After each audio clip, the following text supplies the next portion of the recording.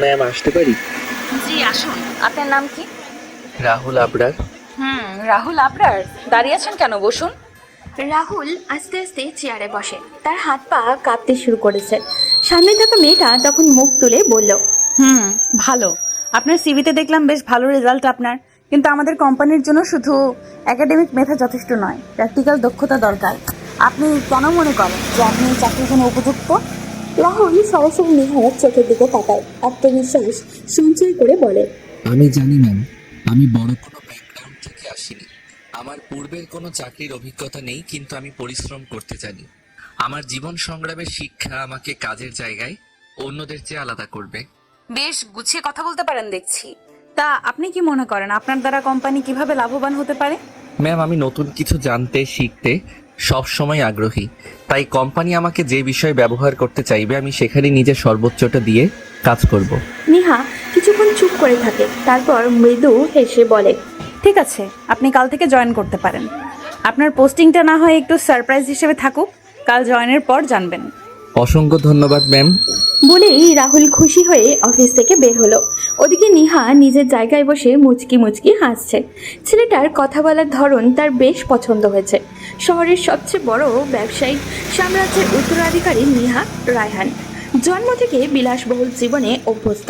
তার বাবা রায়হান কবির দেশের অন্যতম সফল শিল্পপতি, মা সায়রা কবির একজন সমাজসেবী ছিলেন। কিন্তু নিহার বুদ্ধি হওয়ার আগেই তিনি পৃথিবীর মায়া ত্যাগ করেন।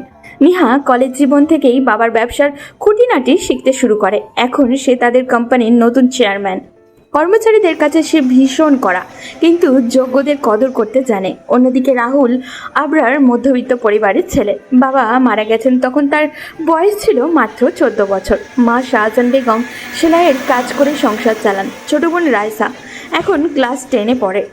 রাহুল মায়ের কষ্ট কমানোর জন্য অনার্স কমপ্লিট করেই চাকরি খোঁজা শুরু করে দেয়। কিন্তু ঢাকা শহরে সহজে চাকরি পাওয়া তো বিলাসিতা। অনেক ইন্টারভিউ দিয়েছে, কিন্তু কোনো জায়গা থেকে চাকরির ডাক আসেনি। আজ সকালেও যখন বের হয়েছিল কোনো আশাই ছিল না, কিন্তু সৃষ্টিকর্তার হয়তো তার প্রতি সহায় ছিলেন। রাতের আধারে ক্লান্ত শরীর নিয়ে রাহুল বাসার সামনে এসে দাঁড়ায়, হাতে এক বক্স মিষ্টি। দরজায় কড়া নাড়তেই তার মা দরজা খুলে দিলেন। কি রে বাবা, আজ এত দেরি হলো কেন? আর ইন্টারভিউ কেমন হলো? রাহুল কোনো উত্তর না দিয়েই হাসি মুখে মিষ্টির বক্সটা মায়ের হাতে তুলে দেয়। এরপর মাকে জড়িয়ে ধরলো শক্ত করে। পাশ থেকে রাইসা চোখ গোল গোল করে বলে, ভাইয়া, তার মানে তুমি চাকরি পেয়ে গেছো? রাহুল হাসি মুখে রাইসার কাছে গিয়ে বলে, হ্যাঁ রে পাগলি, আমি চাকরি পেয়ে গেছি। রাহুলের মা কথাটা শুনে নিজেকে আটকে রাখতে পারলেন না, কান্না করে দিলেন। রাহুল তার মাকে আবারও জড়িয়ে ধরলো। তখন তার মা কান্না করতে করতে বললেন, আলহামদুলিল্লাহ, আল্লাহর শুকরিয়া, আমার ছেলের এতদিনের কষ্ট সার্থক হলো। রাইসা খুশিতে চিৎকার করে ওঠে। রাহুল মায়ের পায়ে ছুঁয়ে সালাম করে। তার মা তার কপালে চুমু খেলেন। মা, এখন তোমার আর কষ্ট করতে হবে না। রাতের খাবার শেষে রাহুল ঘুমাতে যায়, কিন্তু উত্তেজনায় সহজে ঘুম আসতে চাইছে না ওর। তার এতদিনের কষ্ট যেখানে কাজে আসলো না, সেখানে আজ এত বড় কোম্পানিতে যেখানে কোনো আশাই ছিল না, সেখানে তার চাকরি হয়ে গেল। রাহুল এসব ভাবতে ভাবতেই ঘুমিয়ে গেল। পরদিন সকাল সকাল রাহুল তৈরি হয়ে অফিসের উদ্দেশ্যে রওনা দেয়। প্রথম দিন, তাই সময়ের আগেই পৌঁছাতে হবে। অফিসের মূল ভবনে ঢোকার পর পিয়ন তার সামনে এসে দাঁড়ায়। রাহুলের পা থেকে মাথা পর্যন্ত দেখে বলল, স্যার, আপনি নতুন জয়েন হয়েছেন তাই না? জি ভাই, আজই জয়েন করলাম। চলুন, চেয়ারম্যান ম্যাডাম আপনাকে ডাকছে। রাহুল একটু অবাক হয়, হঠাৎ চেয়ারম্যান ম্যাডাম কেন তাকে ডেকেছে। পিয়নের পিছন পিছন নিহার অফিসে ঢুকে দেখে নিহা একটা ফাইল চেক করছে। রাহুলকে দাঁড়িয়ে থাকতে দেখে নিচে তাকিয়েই বলে, বসুন রাহুল। রাহুল চুপচাপ চেয়ার টেনে বসে। নিহা কিছুক্ষণ ফাইলটা দেখে সেটা টেবিলের উপরে রেখে রাহুলের দিকে তাকায়। রাহুল তো পাথরের মতো বসে আছে। তখন নিহা গম্ভীর সুরে বলে, রাহুল, আপনার দায়িত্ব বুঝিয়ে দেওয়ার জন্যই ডাকলাম। আজ থেকে আপনি আমার পিএ। রাহুল এক মুহূর্তের জন্য চমকে যায়, অবাক হয়ে নিহার দিকে তাকায়, কিন্তু নিহার কোনো ভ্রুক্ষেপই নেই। রাহুল তখন নিহাকে উদ্দেশ্য করে বলে, কিন্তু ম্যাম, আমার জানা মতে সেলস ম্যানেজার হিসেবে জয়েন করার কথা ছিল। মিস্টার রাহুল, আপনি নিজেই বলেছিলেন কোম্পানি আপনাকে যে জায়গায় যোগ্য মনে করবে সেখানে আপনি কাজ করবেন। আজই ভুলে গেলেন? সরি ম্যাম, আমি কৌতূহল বশত জিজ্ঞেস করেছি। It's okay. আপনার দায়িত্ব হলো আমার প্রতিটা মিটিংয়ে ওর শিডিউল ঠিকমতো পরিচালনা করা। আমার সরাসরি নির্দেশ ছাড়া কারোর কথায় কাজ করবেন না। রাহুল কিছুটা দ্বিধাদ্বন্দ্বগ্রস্ত হলেও মাথা নাড়িয়ে সম্মতি জানায়। অন্যদিকে অফিসের ম্যানেজার ইমন এই খবর পেয়ে ভীষণ রেগে যায়। ইমন নিহার বাবার বন্ধুর ছেলে এবং এখানে চাকরি করার একটাই কারণে সে নিহাকে বিয়ে করতে চায়। হঠাৎ একটা ছেলেকে নিজের বিয়ে হিসাবে নিহা চাকরি দেওয়ায় ইমন এতটা রেগে যায় যে নিজে নিজে বলতে থাকে, এই রাহুল কোথা থেকে এলো? আমি তো এতদিন ধরে এখানে আছি, কই আমাকে তো আমার বিয়ে জানালো না, আর ওই ফকির এসে সরাসরি নিহার বিয়ে হয়ে গেল। ইমন রেগে অফিসের কয়েকজন কর্মচারীকে ডেকে বলে, শোনো, নতুন ছেলেটা কি যেন নাম, ও রাহুল, ও যেন তোমার কাজে কোনো সাহায্য না পায়, বরং সুযোগ পেলে ওর কাজে বাধা দেবে। একজন কর্মচারী তখন ইমনকে বলল, কিন্তু স্যার নতুন ছেলে তো, ও যদি ভালো কাজ করে তখন কি করব? চুপ করো, ও ভালো করুক আর যাই করুক, আমি চাই না ও এখানে টিকে থাকুক, বোঝা গেছে? সবাই তখন বাধ্য হয়ে মাথা নাড়ে। এদিকে রাহুল নিজের দায়িত্ব নিয়ে ব্যস্ত, কিন্তু সে জানে না যে তার বিরুদ্ধে ইতিমধ্যে এক ষড়যন্ত্র শুরু হয়ে গেছে। রাহুল নিজের ডেস্কে বসে অফিসের কাজ বোঝার চেষ্টা করছে। হঠাৎ ফোন কলে এক কণ্ঠ ভেসে এলো। রাহুল স্যার। চেয়ারম্যান ম্যাডাম আপনাকে কেবিনে ডেকেছেন। রাহুল চেয়ার থেকে উঠে দাঁড়ায়, দ্রুত নিহার কেবিনের দিকে রওনা দেয়। দরজা ঠেলে ভেতরে ঢুকতেই চোখে পড়ে নিহা চেয়ারে হেলান দিয়ে বসে ফাইল দেখছে। রাহুলকে দেখে তার চেনা ছবি সেই গম্ভীর কণ্ঠে বলল, বসুন রাহুল। রাহুল বিনীতভাবে বসে নিহা ফাইলের দিকে ইশারা করে বলল, এগুলো গুরুত্বপূর্ণ ডকুমেন্টস, কোম্পানির কিছু লিগ্যাল কন্ট্রাক্ট, বাজেট রিপোর্ট এবং ইনভেস্টমেন্ট প্ল্যান আছে এখানে। এগুলো রিভিউ করে আমাকে রিপোর্ট তৈরি করে দিন। সময় পাচ্ছেন 3 ঘন্টা, পারবেন? রাহুল ফাইলটা হাতে নিয়ে আত্মবিশ্বাসী কণ্ঠে বলে, আমি সর্বোচ্চ চেষ্টা করব ম্যাডাম। চেষ্টা নয়, কমপ্লিট করতে হবে। জানেন তো, জীবন একটা যুদ্ধ, আর আপনি এমন একটা পজিশনে আছেন যেখানে আপনার প্রতিদ্বন্দ্বী অনেকেই। তাই সামর্থ্যের প্রমাণ দিয়ে এখানে টিকে থাকতে হবে। রাহুল মাথা ঝাঁকিয়ে বেরিয়ে আসে। এরপর নিজের কেবিনে বসে মনোযোগ সহকারে কাজ শুরু করে। এক এক করে ফাইল খুলে পরে দরকারি জায়গায় নোট নেয়, এক্সেল শিট তৈরি করতে বিশ্লেষণ করে। তার অভিজ্ঞতা কম, কিন্তু টিউশনি করে টাকা উপার্জনের অভ্যাসে তাকে সময়ের মূল্য বুঝিয়েছে। সঠিক সময়ের মধ্যে সব রিপোর্ট শেষ করে সে নিহার কেবিনের সামনে গিয়ে কড়া নাড়ে। কোনো দরকার মিস্টার রাহুল? ম্যাডাম, আমি রিপোর্ট জমা দিতে এসেছি। নিহা ভ্রু কুঁচকে তাকায়। এখনো 2.5 ঘন্টা হয়েছে। রাহুলকে ভিতরে আসতে বলে নিজের চেয়ারে হেলান দেয়। রাহুল ভিতরে এসে বসতেই নিহা বলে, এখনই শেষ? মাত্র 2.5 ঘন্টা হয়েছে। রাহুল চুপচাপ ফাইল এগিয়ে দেয়। নিহা ধীরে ধীরে ফাইল খুলে পড়তে শুরু করে। কিছুক্ষণ পর নিহা কিছুটা বিস্মিত হয়ে বলে, বেশ ভালো হয়েছে। এত অল্প সময় এত নিখুঁত রিপোর্ট, বেশ impressive mister Rahul. Rahul chair থেকে উঠে দাঁড়ায়, মুখে সামান্য হাসি। চেয়ারম্যান ম্যাডামের মুখে এমন প্রশংসা শুনে তার ভেতরটা খুশিতে ভরে যায়। ধন্যবাদ ম্যাডাম। আচ্ছা শোনেন, কারণ সকালে আমার সঙ্গে একটা মিটিং আছে চৌধুরী গ্রুপ অফ ইন্ডাস্ট্রিজের, আপনি আমার সঙ্গে যাবেন। রাহুল সম্মতি জানিয়ে মাথা নাড়ায়। তারপর নিজের কেবিনে ফিরে আসে, চেয়ারটায় আয়েশ করে হেলান দেয়। একটা চাপা আনন্দ তার মুখে। আজকের দিনটা সফল। সে চোখ বন্ধ করে কয়েক মুহূর্ত রিল্যাক্স করে। অন্যদিকে নিহা ডেস্কে বসে নিজের অফিসের সিসিটিভি ফুটেজে দেখতে থাকে। হঠাৎ সে রাহুলের কেবিনে ফুটেজে চোখ রাখে। স্ক্রিনে ভেসে ওঠে রাহুল চেয়ারে হেলান দিয়ে বসে আছে, চোখ বন্ধ, ঠোঁটে কোণে এক ধরনের প্রশান্তির ছাপ। নিহার ঠোঁটে একটা মুচকি হাসি খেলে যায়। নিহা নিজের মনে মনে বলে, বাহ, সে তো ভারী সুদর্শন। কথাটা বলেই নিজের কাছে নিজেই লজ্জা পায় সে। একটা অদ্ভুত অনুভূতি নিহার মনে খেলা করে। ঠিক তখনই দরজায় ঠকঠক শব্দ হয়। আসতে পারি নিহা? হ্যাঁ ইমন, আসো। ইমন ভেতরে ঢুকে গম্ভীর কণ্ঠে বলল, আমাদের তো কালকে মিটিং এ যাওয়ার কথা ছিল, কিন্তু আমাকে বাদ দিয়ে রাহুল কেন যাচ্ছে? নিহা এক মুহূর্ত চুপ করে থাকে। ইমনকে তার পছন্দ না, কিন্তু তার বাবার জন্য সহ্য করতে হচ্ছে। নিহা ইমনের দিকে তাকিয়ে দৃঢ় কণ্ঠে বলে, রাহুল আমার পিয়ে ইমন। এখন থেকে আমি যেখানে যাব রাহুলও সেখানে যাবে। এটাই তো স্বাভাবিক। এটা নিয়ে এত রিয়েক্ট করার কি আছে? আসতে না আসতে যদি ওকে সব বুঝিয়ে দাও, তাহলে আমার কি দরকার এখানে? তুমি এই কোম্পানির ম্যানেজার, তোমার কাজ ম্যানেজমেন্ট দেখা, আমার ব্যক্তিগত বিষয় নয়। ইমন দাঁতের দাঁত চেপে অফিস থেকে বেরিয়ে যায়। এরপর নিজের মনে মনে বলে, এই ছেলেটা থাকলে আমার এতদিনের সব প্ল্যান ভেস্তে যাবে। ওকে এখান থেকে কিছুতে টিকতে দেওয়া যাবে না। প্রথম দিন অফিসে বেশ ভালোই কাটলো রাহুলের। পরদিন সকালবেলা অফিসে আসতেই দেখলো নিহার রেডি হচ্ছে। সেও সব ফাইল রেডি করে নিহার সাথে বেরিয়ে পড়লো। উদ্দেশ্য চৌধুরী গ্রুপ অফ ইন্ডাস্ট্রিজ। গাড়ির ভেতরে নিঃশব্দ পরিবেশ, শুধু গাড়ির ইঞ্জিনের মৃদু গর্জন শোনা যাচ্ছে। রাহুল গাড়ির জানলা দিয়ে বাইরে তাকিয়ে আছে, আর নিহা ফোনে মিটিং সংক্রান্ত কিছু নোট দেখছে।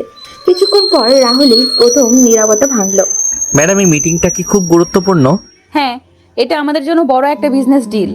চৌধুরী গ্রুপের সাথে পার্টনারশিপ হলে আমাদের কোম্পানির লাভ অনেক বাড়বে। এত বড় একটা ডিলে আমাকে নিয়ে যাচ্ছেন ম্যাডাম? আমি তো নতুন, যদি কোনো সমস্যা হয়। নিহা রাহুলের কথা শুনে রাহুলের দিকে বিরক্তি নিয়ে তাকায়। রাহুল কিছুটা ভয় পেয়ে যায়।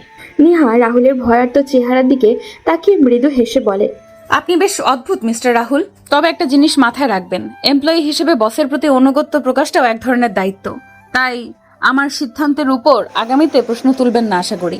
রাহুল নিহার ঠান্ডা মাথায় দেওয়া হুমকিটা বেশ ভালোই উপলব্ধি করতে পারল। নিহা এক ঝলক রাহুলের দিকে তাকিয়ে মৃদু হাসলো। গাড়ি থামলো চৌধুরী গ্রুপ অফ ইন্ডাস্ট্রির সামনে। সেখানে তাদের অপেক্ষায় দাঁড়িয়েছিল ওই কোম্পানির কয়েকজন কর্মকর্তা। তারা নামতেই ওদের ওয়েলকাম করা হলো। কনফারেন্স রুমে বসে আছে আরফ চৌধুরী, চৌধুরী গ্রুপের নতুন চেয়ারম্যান। বয়স 30-এর কাছাকাছি, দেখতে বেশ স্মার্ট। তার বাবা তৌফিক চৌধুরীর পর 7 মাস হলো কোম্পানিতে দায়িত্ব গ্রহণ করেছেন। এখন নিহাদের কোম্পানির সাথে এটাই তার প্রথম মিটিং। নিহা আর রাহুল মিটিং রুমে প্রবেশ করতেই আরফ চৌধুরী চেয়ার থেকে উঠে দাঁড়ালো। ওয়েলকাম মিস নিহা, অবশেষে আপনার সাথে সামনাসামনি দেখা হলো। থ্যাঙ্কস মিস্টার আরব। আশা করি আমাদের আলোচনা ফলপ্রসূ হবে। আরব চেয়ার টেনে বসলো। রাহুল ফাইল খুলে টেবিলে রাখলো। আরব চৌধুরী তখন তার সাথে থাকা লোকদের বলল, আপনারা একটু বাহিরে যান, আমি মিস নিহার সাথে পার্সোনালি মিটিংটা করতে চাই। সবাই বেরিয়ে গেল। রাহুল এখনো নিহার পাশে বসে আছে। নিহার ওদিকে কোনো ভ্রুক্ষেপই নেই, সে তার মতো ফাইল দেখছে। তখন আরব চৌধুরী মুচকি হেসে নিহাকে উদ্দেশ্য করে বলল, তো মিস নিহা, এই ডিল আপনার কোম্পানির জন্য বিশাল লাভজনক হবে, এটা তো জানেন। নিশ্চয়ই জানি, আর সেজন্যই এখানে এসেছি। আরব ধীরে ধীরে একটা কলম হাতে নিল। এরপর সেটা ঘোরাতে ঘোরাতে বলল, ঠিক আছে, তাহলে সরাসরি আসল কথায় আসি। আমি চাচ্ছি ডিলটা একটু ব্যক্তিগতভাবে সাইন করতে। মানে আপনি কি বলতে চাইছেন? আরব চৌধুরী নিজের চেয়ার থেকে উঠে আস্তে আস্তে নিহার দিকে এগিয়ে এলো। এরপর শয়তানি একটা হাসি দিয়ে বলল, ডিলটা সাইন করতে হলে আপনাকে আমার একটা ছোট অনুরোধ রাখতে হবে। মানে একদিনের জন্য আমার একটু সঙ্গ দিতে হবে। পুরো রুমে মুহূর্তেই থমথমে নীরবতা নেমে এলো। রাহুল তখন পাশে বসেছিল। তার চোখে মুখে ঘৃণা ফুটে উঠল। নিহা ভীষণ রেগে গেল, কিন্তু নিজের রাগ সামলে বলল, মিস্টার চৌধুরী, আমি ঠিক বুঝতে পারছি না আপনি কি বলতে চাইছেন। বুঝতে তো পারছেনই মিস নিহা, আমি চাই আমাদের পার্টনারশিপ একটু বেশি ঘনিষ্ঠ হোক। আপনার কোম্পানি এখনো আমার কোম্পানির অর্ধেও সমান নয়, কিন্তু আপনি আমার সাথে পার্টনারশিপ করলে খুব তাড়াতাড়ি কোম্পানি নিয়ে একটা বড় পজিশনে যেতে পারবেন। এইবার আর অপেক্ষা না করে নিহা সোজা উঠে দাঁড়ালো। এরপর রাগী কণ্ঠে বলল, আপনার মতো নিচু মনের মানুষের সাথে পার্টনারশিপ করার চেয়ে আমার কোম্পানির ক্ষতি হওয়াই ভালো। আর আমার এখন আপনার কোম্পানির কাজকর্মের সততা নিয়েও সন্দেহ হচ্ছে। বলেই সে ডিলের কাগজগুলো নিয়ে ছুঁড়ে মারল আরবের মুখের উপরে। রুমের পরিবেশ মুহূর্তেই উত্তপ্ত হয়ে উঠল। আরব চৌধুরী রাগান্বিত স্বরে বলল, আপনি কি জানেন আপনি কার সাথে এরকম ব্যবহার করেছেন? হ্যাঁ, নিশ্চয়ই জানি। আমি দ্য গ্রেট তৌফিক চৌধুরীর বিগড়ে যাওয়া চরিত্রহীন ছেলে আরব চৌধুরীর সাথে কথা বলছি। রাহুল চুপচাপ সব দেখছিল। নিহার এইরকম প্রতিবাদ দেখে নিহার প্রতি অদ্ভুত শ্রদ্ধা তৈরি হলো। নিহা রাহুলের দিকে তাকিয়ে বলল, চলো রাহুল, এখানে সময় নষ্ট করার কিছু নেই। আপনার ডিল আপনি গিলে খান।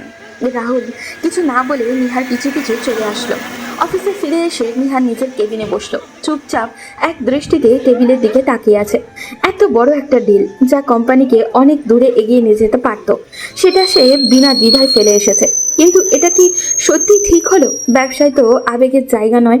তাই বলে কি সে নিজের ইজ্জত বিলিয়ে দিবে? বড় কোম্পানি তো, কি হয়েছে, ওদের কথা সব হবে নাকি? না, নিহা আর ভাবতে পারছে না। সে রাহুলকে ডেকে পাঠালো। কয়েক মিনিট পর রাহুল দরজায় কড়া নাড়ল। আমি আসতে পারি ম্যাডাম? আসুন। রাহুল ভেতরে এসে দাঁড়ালো।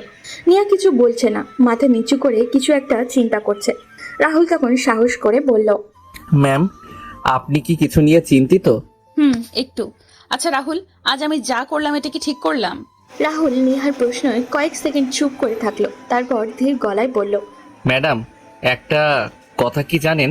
টাকা পয়সা আর লোক দেখানো সম্মানের লোভে অনেকে নিজেদের আত্মসম্মান বিক্রি করে দেয়, কিন্তু যিনি সৎ পথে থাকেন তার জন্য হাজারো সুযোগ অপেক্ষা করে। নিহা অবাক হয়ে রাহুলের দিকে তাকালো। রাহুল তখন আবারও বলল, ম্যাম, আপনি আজ একটা অনৈতিক প্রস্তাব ফিরিয়ে দিয়ে প্রমাণ করেছেন ব্যবসার থেকেও বড় কিছু আছে, আর সেটা হলো সম্মান। আপনি যা করেছেন সেটা একদম ঠিক করেছেন। নিহার চোখে মুগ্ধতা ফুটে উঠল। রাহুলের কথাগুলো তার ভীষণ ভালো লাগলো। সে কিছুক্ষণ চুপ করে থেকে মৃদু হাসি দিয়ে বলল, তাহলে তোমার মতে সৎ পথে থাকলে সফল হওয়া যায়? নিশ্চয়ই, শুধু ধৈর্য রাখতে হবে। আপনি দেখবেন কিছুদিন পরে ডিলের থেকেও ভালো ডিল আপনার সামনে এসে দাঁড়াবে ইনশাআল্লাহ। নিহা রাহুলের কথায় মুচকি হাসল। রাহুলের কথায় যেন সে নতুন একটা ভরসা খুঁজে পেল। ওদিকে অফিস শেষ হওয়ার পর ইমন বাসায় গিয়ে তার বাবার সামনে দাঁড়ালো। তার বাবা সিরাজ খান ইমনের চেহারা দেখে ভ্রু কুঁচকে জিজ্ঞাসা করলেন, কি হয়েছে? এত রাগ নিয়ে বাসায় ফিরে এসেছিস কেন? কারণ আবার কি, তোমার বন্ধুর মেয়ে নিহা। আমি কি ওর কোম্পানিতে সিনিয়র ম্যানেজার, নাকি কোনো নাচের পুতুল? অফিসে একটা নতুন ছেলে এসেছে, নাম রাহুল। সেই ছেলেকে সে তার পিএ বানিয়েছে। এখন যেখানে নিহা যাবে সেই ছেলেকেও নিয়ে যাবে। আমি প্রতিবাদ করেছিলাম, সে আমাকে কোনো পাত্তাই দিল না, তাই রাগ করে অফিস থেকে চলে এসেছি। ইমনের কথা শুনে সিরাজ খান ধীর গতিতে সোফায় বসলেন। এক গ্লাস পানি হাতে নিয়ে চুমুক দিলেন, তারপর গভীরভাবে ইমনের দিকে তাকালেন। তুই একটা গাদা। ইমন হতভম্ব হয়ে গেল। তার বাবা এমন কথা কিভাবে বলল? সে তো অবাক হয়ে বলল, বাবা, তুমি আমাকে সাপোর্ট না করে ওকে সাপোর্ট করছো? ইমন, তুই তো এখন বোঝার চেষ্টা করছিস না আসল খেলা কি। অফিস থেকে বেরিয়ে এসে তুই কি অর্জন করলি? এখন ওই রাহুল নামের ছেলেটা ওর আরো কাছাকাছি চলে যাবে। তুই শুধু বসে বসে হা করে দেখবি। ইমন এবার কিছুটা চুপ হয়ে গেল। সিরাজ খান তখন চোখে সরু করে ইমনকে বলেন, শুন, নেহা এই কোম্পানির একমাত্র উত্তরাধিকারী। তুই যদি ওকে বিয়ে করিস, ওর বাবার সমস্ত সম্পত্তি আমাদের হাতে চলে আসবে। আমাদের পুরো ব্যবসা একাই চালাবো। তোর কি মনে হয় এই সামান্য একটা চাকরি ধরে রাখার জন্য আমি তোকে ওখানে পাঠিয়েছি? তাহলে এখন আমাকে কি করতে হবে বাবা? কাল থেকে নিয়মিত অফিসে যাবি। এমন ভাব করবে যেন কিছুই হয়নি। ধীরে ধীরে নেহার মন জয় কর। ওকে বুঝিয়ে দে তুই তার সবচেয়ে বিশ্বস্ত বন্ধু এবং ওর কোম্পানির জন্য তুই সব করতে পারিস। ঠিক আছে বাবা, এবার আমি আর ভুল করব না। পরদিন সকালে অফিসের গেট দিয়ে ইমন প্রবেশ করলো। কিছু কর্মচারী ওকে দেখে অবাক হয়ে গেল, কারণ কাল সে যাওয়ার সময় রেগে সবাইকে বলে গিয়েছিল সে আর এই অফিসে আসবে না। এই খবর নিহার কানেও গিয়েছিল। সে তো মনে মনে মহা খুশি, একটা ঝামেলা অন্তত কমবে। ইমনকে দেখে একজন কর্মচারী ফিস ফিস করে বলল, কাল তো খুব রেগেছিল, আজকে আবার ফিরে এলো। এদের কর্মকাণ্ড কিছুই বুঝি না। ইমন অফিসে ঢুকে সরাসরি নিহার কেবিনের সামনে গিয়ে দাঁড়ালো। দরজায় নক করলো। ভিতর থেকে নিহার গলা শোনা গেল, কে? ভেতরে আসো। ইমন দরজা খুলে ঢুকলো। নিহা ইমনকে দেখে একটু অবাক হয়ে বলল, ইমন, তুমি এখানে? কাল শরীফ সাহেব বললো তুমি নাকি সব ছেড়ে দেবদাসে চলে গিয়েছিলে। ইমন মৃদু হাসলো। নিহা তো ভীষণ অবাক, এই ছেলে কি পাগল হয়ে গেল নাকি? নিহাকে আরো অবাক করে দিয়ে ইমন নরম কণ্ঠে বলল, সেদিন আমার রাগের জন্য দুঃখিত, আসলে একটু বেশি আবেগপ্রবণ হয়ে গিয়েছিলাম। তুমি আমার খুব ভালো বন্ধু, তাই হুট করে তোমার উপর রাগ দেখিয়েছি। প্লিজ ক্ষমা করে দাও। নিহা কিছুক্ষণ ইমনের দিকে তাকিয়ে থাকলো। না, এটা স্বাভাবিক নয়। নিশ্চয়ই ইমনের কোনো প্ল্যান আছে, কিন্তু এখন তাকে স্বাভাবিক হতে হবে। তাই নরম কণ্ঠে বলল, আচ্ছা ঠিক আছে, তবে ভবিষ্যতে এইভাবে অপ্রয়োজনীয় রাগ দেখাবে না। অবশ্যই না, এখন থেকে আমি তোমার প্রতি আরো অনুগত থাকব। এবার তোমার যে কোনো প্রয়োজনে আমি পাশে থাকব। নিহা মাথা নাড়ালো। ইমন বেরিয়ে নিজের কেবিনে চলে গেল। নিহা নিজের কেবিন থেকে বাইরে বের হচ্ছিল, ঠিক তখনই রাহুল অফিসে ঢুকলো। নিহার চোখ আটকে গেল রাহুলের উপরে। সাদা শার্ট, কালো প্যান্ট। শার্টটা সুন্দরভাবে ইন করা, হাতা গুটিয়ে রাখা, চুলগুলো পরিপাটি করে সেট করা, একদম যেন সিনেমার নায়কদের মতো লাগছে ওকে। নিহা কিছুক্ষণ হতভম্বের মতো রাহুলের দিকে তাকিয়ে থাকলো। ওই ছেলেটা দেখতে এত হ্যান্ডসাম কবে থেকে হলো? কালো তো ছিল, কিন্তু আজ কেমন যেন বেশি স্মার্ট লাগছে। রাহুল নিহাকে সালাম দিতে নিজের কেবিনে গিয়ে ঢুকলো। নিহাও দ্রুত নিজের কেবিনে ঢুকে পড়লো, কিন্তু কৌতূহল যেন কিছুতেই কমছে না। নিহা কেবিনে বসে সিসিটিভি ক্যামেরায় ফুটেজের দিকে তাকিয়ে থাকলো। রাহুলের কেবিনটা স্পষ্ট দেখা যাচ্ছিল। নিহা রাহুলকে দেখে যাচ্ছিল এক নজরে। এভাবে কেটে গেল এক সপ্তাহ। এখন এটা নিহার নিয়মিত রুটিনে পরিণত হয়েছে। নিহা নিজের অজান্তেই রাহুলের প্রতি দুর্বল হয়ে যাচ্ছে। প্রতিদিনের মতো নিহা রাহুলের কাজ করা দেখছিল। ঠিক তখনই তার নজরে এলো একটা মেয়ে এমপ্লয়ি রাহুলের কেবিনে ঢুকছে। মেয়েটির একটা ফাইল নিয়ে রাহুলের টেবিলে রাখলো। এরপর মিষ্টি হেসে বলল, রাহুল স্যার, এই ফাইলটা নিয়ে একটু হেল্প করবেন? বুঝতে পারছি না। অবশ্যই, বসো। সিসিটিভি ফুটেজে কথা শোনা গেল না। এটা দেখে নিহার মনে কেমন যেন একটা চাপা অস্বস্তি কাজ করলো। তার বুকের ভিতরে কেমন যেন মোচড় দিয়ে উঠলো।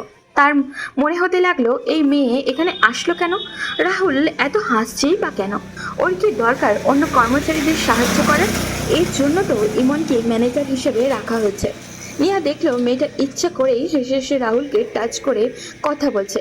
এটা দেখে নিহার রাগে ফেটে পড়লো। সে দ্রুত রাহুলকে কেবিনে ডেকে পাঠালো। পিয়ন রাহুলের রুমে গিয়ে বলল, রাহুল স্যার, চেয়ারম্যান ম্যাডাম আপনাকে কেবিনে ডেকেছেন, দ্রুত আসুন, খুব এমার্জেন্সি। রাহুল একটু অবাক হলেও ওঠে লিসা নামের সেই মেয়েটাকে কাছ থেকে বিদায় নিয়ে নিহার কেবিনে ঢুকলো। নিহা কিছু বলছে না দেখে রাহুল আস্তে করে বলল, ম্যাম আমাকে ডেকেছিলেন? আচ্ছা, একটা প্রশ্নের উত্তর দাও তো, তোমাকে এই কোম্পানিতে চাকরি দেওয়া হয়েছে কেন? রাহুল হতবাক হয়ে গেল। এমন প্রশ্নের মানে কি?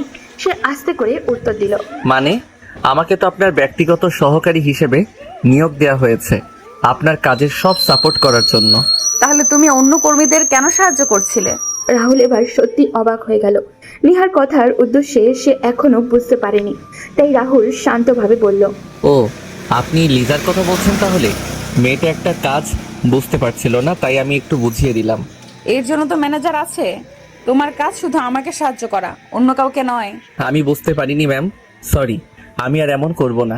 নিহা গম্ভীর মুখে তাকিয়ে রইল। তার রাগ হচ্ছে রাহুলকে ওই মেয়েটার সাথে দেখে, কিন্তু রাগের কারণটা নিজে জানে না। নিহা ইশারা করতেই রাহুল মাথা নিচু করে কেবিন থেকে বেরিয়ে গেল। নিহা গভীরভাবে চিন্তা করতে লাগলো। আমি এভাবে রাগ দেখালাম কেন? ও তো অন্যায় কিছু করেনি, তাহলে আমি এতটা রেগে গেলাম কেন?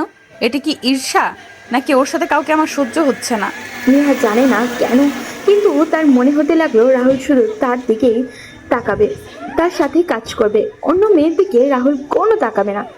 এই অনুভূতির মানে কি? নিহা কি সত্যি রাহুলের জন্য কিছু ফিল করছে নাকি না? নিহা নিজের ভিতরের বিষাক্ত অনুভূতিকে প্রশ্রয় দিল। সে অফিস থেকে বেরিয়ে আসলো বাসায়। এসে নিজের রুমের দরজা বন্ধ করে শুয়ে রইল। তার ভালো লাগছে না দেখে। সময় চলমান কেটে গেছে 1 মাস। প্রতিটা দিন নতুন করে সে রাহুলের প্রতি আকৃষ্ট হচ্ছে। সে জানে না এর পরিণতি কি। লাস্ট কয়েকদিন রাহুলের কাজের উন্নতি দেখে অফিসের সবাই অবাক। আর প্রতিদিনই সে নিজের কাজের দক্ষতা দেখাচ্ছে। সে শুধু নিহার সহকারী নয়, বরং অফিসের গুরুত্বপূর্ণ একজন কর্মী হয়ে উঠেছে। নিহা বুঝতে পারছে এই ছেলেটার মধ্যে কিছু একটা আছে যা অন্য সবার চেয়ে আলাদা। আজ সকাল সকাল অফিসে সবাই চলে আসলো। ইমন বিদেশি কোম্পানির ডিলের কাগজপত্র নিয়ে নিহার কেবিনে গিয়ে দেখলো কেউই নেই। তাই নিহাকে ফোন করলো। হ্যাঁ ইমন, নিহা, খুব জরুরি, এই ফাইলটা দেখানো ছিল। আমি তো এখনো রাস্তায় জ্যামে আটকে গেছি। তুমি রাহুলের কাছে দিয়ে দাও, ও দেখে নেবে। না থাক, তুমি আসো, তারপর দেখাবো। তোমাকে যেটা করতে বললাম সেটা করো। রাহুলের কাছে যাও, ও দেখে নিবে। ইমন বিরক্তি হলেও বাধ্য হয়ে ফাইলগুলো রাহুলের কাছে নিয়ে গেল।